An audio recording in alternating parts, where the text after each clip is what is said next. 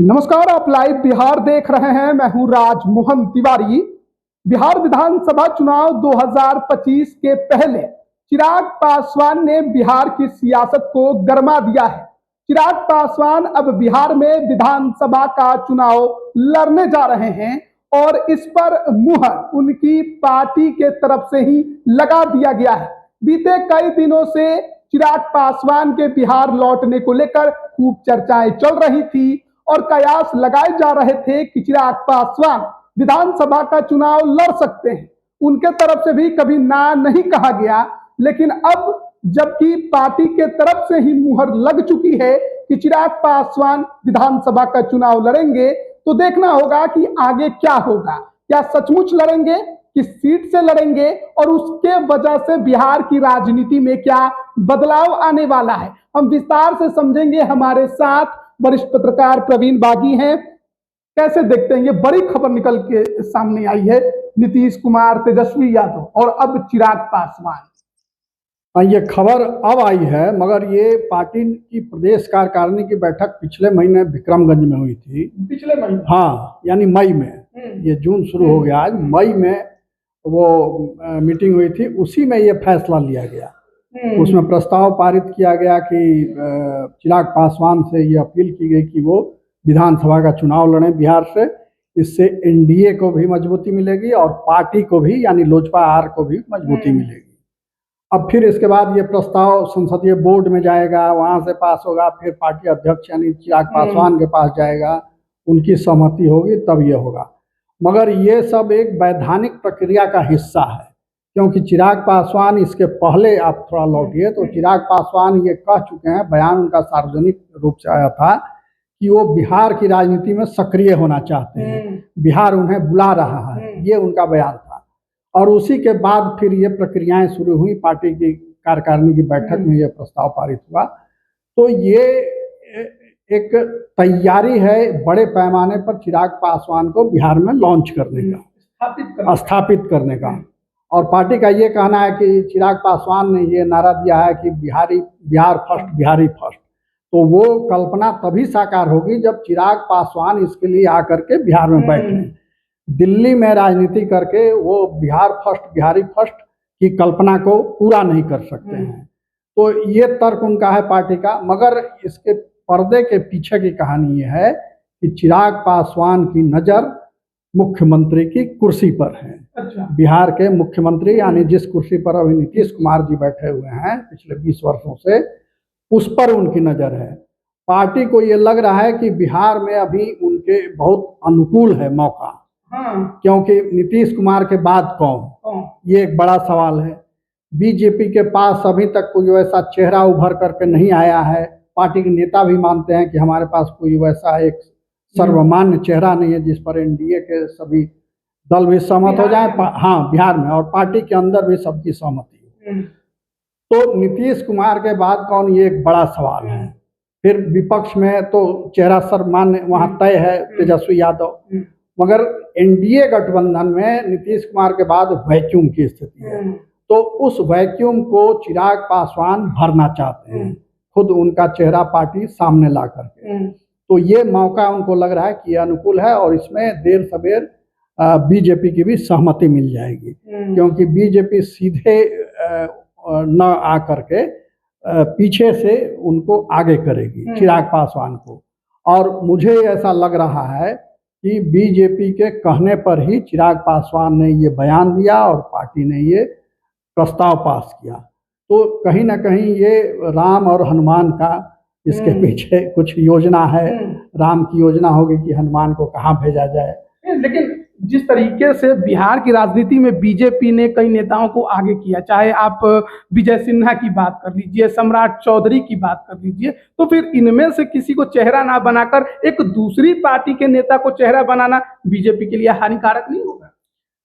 हानिकारक अभी तो लग रहा है कि हानिकारक होगा। बीजेपी अपने पांव पर कुल्हाड़ी मारेगी, क्योंकि चिराग पासवान एक बार अगर मुख्यमंत्री के रूप में स्थापित हो जाते हैं तो फिर उनको हटाना मुश्किल होगा। फिर वही स्थिति हो जाएगी जो आज नीतीश कुमार के साथ बीजेपी की स्थिति है कि नीतीश कुमार अलग हो जाते हैं तो फिर बीजेपी को विपक्ष में बैठना पड़ता है। यानी बीजेपी आज भी अपने पांव पर खड़ी नहीं हो पाई है इतने लंबे संघर्ष के बाद भी। अब फिर वही गलती वो दोहराएगी अगर चिराग पासवान को समर्थन देती है और बिहार में विधानसभा का चुनाव लड़ने के लिए सहमति अपनी देती है एनडीए की ओर से। चुनाव लड़ना चाहे चिराग तो वैसे बीजेपी तो नहीं रोक सकती। नहीं रोक सकती है ना, एनडीए की बैठक में ये तय होगा ना, ये बात अंततः जाएगी एनडीए की जो मीटिंग होगी उसमें होगा कि चिराग पासवान इच्छा व्यक्त करें कि मैं केंद्रीय मंत्रिमंडल से छोड़ करके वहां जाना चाहता हूं, तो उसमें हो सकता है कि एनडीए मना करे या बीजेपी मना करे उसमें। क्यों, जैसे कि मान लीजिए कि एनडीए की बैठकें होंगी, सीटों का बंटवारा होगा, उसमें भी लोजपा के खाते में सीटें आएंगी और चिराग पासवान कहेंगे कि नहीं मुझे बिहार में विधानसभा का चुनाव लड़ना है और मेरे कोटे की सीटें आई हैं हम उसमें से लड़ेंगे, बीजेपी क्यों रोकी? नहीं बिल्कुल ये हो सकता है, मगर चिराग पासवान एक सामान्य उम्मीदवार नहीं है। चिराग पासवान केंद्रीय मंत्रिमंडल के सदस्य हैं, एक पार्टी के अध्यक्ष हैं, तो उसमें एनडीए की सहमति होनी जरूरी है कि वो केंद्रीय मंत्रिमंडल से इस्तीफा देकर के विधानसभा का चुनाव लड़ें। हालांकि इस्तीफा देने की बाध्यता नहीं है, चुनाव लड़ सकते हैं और जीतने के बाद फिर वहां इस्तीफा देंगे। तो मगर इसमें एनडीए की यानी बड़ा पार्टनर जो है भाजपा, उसकी सहमति जरूरी है। चिराग पासवान ने एक बात तो कबूला है कि नीतीश कुमार के नेतृत्व में ही लड़ेंगे। तो एक बात कहा जाए कि इस बार तो सीएम की जो वैकेंसी की बात सामने आ रही है, चिराग पासवान फिलहाल केवल विधानसभा जाने की तैयारी में है, सीएम की तैयारी अभी नहीं। अगर पूरे पत्ते एक साथ खोल देंगे तो खेल ही बिगड़ जाएगा। इसलिए चिराग पासवान देखिए बहुत योजनाबद्ध तरीके से काम करने वाले नेता हैं। आप उनका बयान भी देखिए, उनका एक एक बयान बहुत नपा तुला और संतुलित होता है। बहुत प्रयत्न पूर्वक उन्होंने अपनी एक इमेज बनाई है बिहार में, और कोई वर्ग आज ऐसा नहीं मिलेगा जो बहुत कट्टर विरोधी हो चिराग पासवान का। विरोधी हैं उनके, मगर कट्टर विरोधी नहीं है, क्योंकि उन्होंने अपनी ऐसी छवि गढ़ी है। और ये भी सच है कि वो जरूर दलित हैं, मगर सिर्फ दलितों के नेता नहीं हैं। हर वर्ग में उनकी लोकप्रियता है, उनका समर्थन है। उनके पिताजी के साथ भी यही था, उनको भी हर वर्ग की लोकप्रियता और हर वर्ग का समर्थन प्राप्त था। और चिराग पासवान में ये वंशानुगत ट्रांसफर हुआ है, ये गुण जो है वो भी हर वर्ग के सुख दुख में शामिल होते हैं, सबके साथ उनका व्यवहार अच्छा है। और सिर्फ दलित की राजनीति वो नहीं करते हैं, जहाँ कहीं अगड़ी जाति जिसको कहते हैं, वहाँ भी कहीं कोई मामला आता है, कोई समस्या आती है, तो वहाँ भी उसी शिद्दत के साथ वो खड़े होते हैं जिस शिद्दत के साथ दलितों की समस्याओं पर मुखर होते हैं। अगर विधानसभा चुनाव लड़ते हैं चिराग पासवान, ये तेजस्वी के लिए कितना बड़ा झटका होगा? ये बड़ा संकट होगा, तेजस्वी यादव के लिए बड़ा संकट होगा, क्योंकि अभी की जो राजनीतिक स्थिति है बिहार में, तो एक अकेले वही युवा चेहरा है, युवा चेहरा के नाम पर, और इसका वो लाभ भी उठा रहे हैं। युवाओं की समस्याओं को बहुत प्रमुखता से वो उठा रहे हैं। और दूसरी ओर एनडीए के पास जितने भी चेहरे हैं अगली पंक्ति के, जिनको आप कहिए, वो सब 25-50 साल पुराने चेहरे हैं। तो इन चेहरों को देखते देखते एक लोगों में ऊब सी होती है कि वही आदमी फिर मंत्री बना, ये विभाग नहीं वो विभाग, तो घूम फिर के वही 10 चेहरे जो हैं वो घूम रहे हैं। तो इसलिए एक नया चेहरा तेजस्वी चिराग पासवान होंगे, और वो तेजस्वी यादव के लिए चुनौती होंगे, क्योंकि वो भी युवा है। तेजस्वी यादव तो अब शादीशुदा की श्रेणी में आ गए, मगर चिराग पासवान अभी भी कुंवारे हैं, तो इसलिए वो ज़्यादा युवा माने जाएंगे। तो वो एक कड़ी चुनौती हो जाएगी तेजस्वी के लिए। अभी जैसे युवाओं में वो मुखर हैं युवाओं की समस्याओं को लेकर, तो वो वोट बैंक उनका टूटेगा तेजस्वी यादव का। और एनडीए का मनोबल बढ़ेगा, चिराग आएंगे विधानसभा लड़ेंगे, एनडीए को भी फायदा होगा, बिल्कुल फायदा होगा, क्योंकि जो दलित मतदाता वो स्वाभाविक रूप से बिल्कुल संगठित होंगे, उत्साहित होंगे और पूरे जोश के साथ एनडीए को जिताने में हिस्सा लेंगे। और दूसरे वर्गों के लोग भी जो मानते हैं कि चिराग एक अच्छे नेता हैं, और उनके लिए वो सक्रिय हो जाएंगे। एक और इसमें चर्चा चल रही है कि चिराग पासवान लड़ेंगे, दलित परिवार से आते हैं, तो सुरक्षित सीट उनके लिए ज्यादा फायदेमंद है, आसानी से जीत जाएंगे। हाजीपुर से लोकसभा चुनाव जीता है, उनके पिता भी जहां से चुनाव लड़े सुरक्षित सीट से लड़े हैं। लेकिन एक जो इस प्रस्ताव में मुहर लगी है कि सुरक्षित सीट से नहीं, सामान्य सीट से लड़ेंगे, ये कितना बड़ा आपको लगता है कि मैसेज है? नहीं, वो तो देखिए कहीं से भी लड़ेंगे तो जीत जाएंगे चिराग पासवान। सामाजिक समीकरण सामाजिक समीकरण वो उस ऊंचाई पर पहुंच गए हैं कि वो कहीं से लड़ेंगे तो जीत जाएंगे। तेजस्वी के सामने क्योंकि राघोपुर में उतर जाएंगे तो इतना आसान तो नहीं होगा जीतना। नहीं, मगर मुकाबला बहुत कड़ा होगा, उसमें किसकी जीत किसकी हार होगी ये कहना मुश्किल हो जाएगा। बहुत कड़ा मुकाबला होगा, मगर आमतौर पर ऐसा होता नहीं है कि दो शिखर के नेता आमने सामने खड़े हो जाएं। बहुत कम ऐसे उदाहरण आपको इतिहास में मिलेंगे। तो वो कहीं अलग लड़ेंगे, पूरी एनडीए की ताकत उनके पीछे रहेगी चिराग के साथ उनको जिताने के लिए। और माने ओपन सीट से अगर वो लड़ेंगे, अनरिजर्व सीट से लड़ेंगे तो उसका एक अलग मैसेज जाएगा।